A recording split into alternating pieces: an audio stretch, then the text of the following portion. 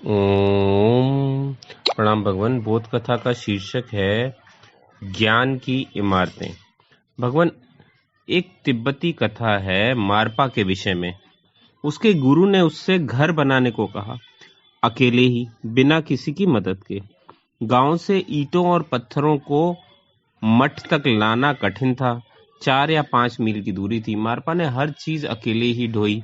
ऐसा करना ही था और बनाना था 3 मंजिला मकान। तिब्बत में उन दिनों जो बड़े से बड़ा बनाया जा सकता था। उसने दिन रात कड़ी मेहनत की। अकेले ही करनी थी उसे हर चीज। वर्षों बीत गए, घर तैयार हो गया और मारपा लौट आया खुशी खुशी। उसने गुरु के चरणों में झुककर प्रणाम किया और बोला, घर तैयार है।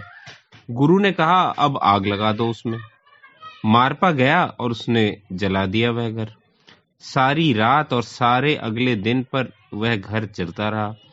सांझ तक कुछ न बचा था। मारपा गया, झुका, प्रणाम किया और बोला, जैसा कि आपने आदेश दिया था घर को जला दिया गया है। गुरु ने देखा उसकी तरफ वो और बोला, कल सुबह फिर से शुरू कर दो, एक नया घर बनाना होगा। और कहा जाता है कि ऐसा 7 बार घटित हुआ। मारपा को ऐसा करते हुए, वही बात फिर करते हुए 7 बार ऐसा हुआ। वह बना देता घर और वह बहुत ज्यादा कुशल हो गया। धीरे धीरे वह ज्यादा जल्दी घर बनाने लगा। काम समय में ही कम समय में ही। हर बार जब घर तैयार हो जाता, गुरु कह देता, जला दो उसे। जब घर 7वीं बार जल गया तो गुरु ने कहा, अब कोई जरूरत नहीं। हालांकि यह एक कथा है, शायद ऐसा ना भी हुआ हो, लेकिन अधिकतर गुरु शिष्यों के साथ ऐसे ही करते हैं।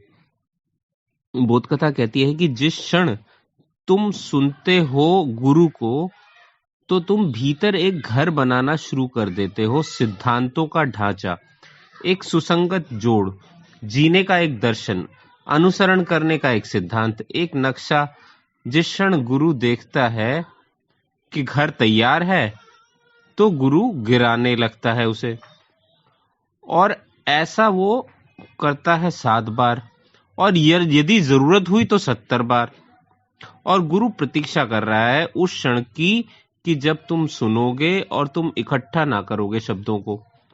तुम सुनोगे, पर तुम सुनोगे गुरु को, गुरु तत्व को, उसे नहीं जो कि गुरु कहता है।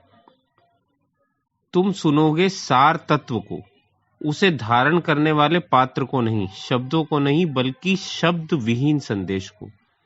और धीरे धीरे ऐसा होगा ही, बोध कथा कहती है। कितनी देर तक तुम मकान बनाए जा सकते हो, यह खूब जानते हुए कि उसे तो गिराना ही होगा। और यही अर्थ होता है गुरु की सारी विरोधी बातों का। तो भगवान अद्भुत इशारा है इस बोध कथा में। ज्ञान की इमारतें बोध कथा का नाम था। आज इतना ही भगवान। बहुत बहुत धन्यवाद।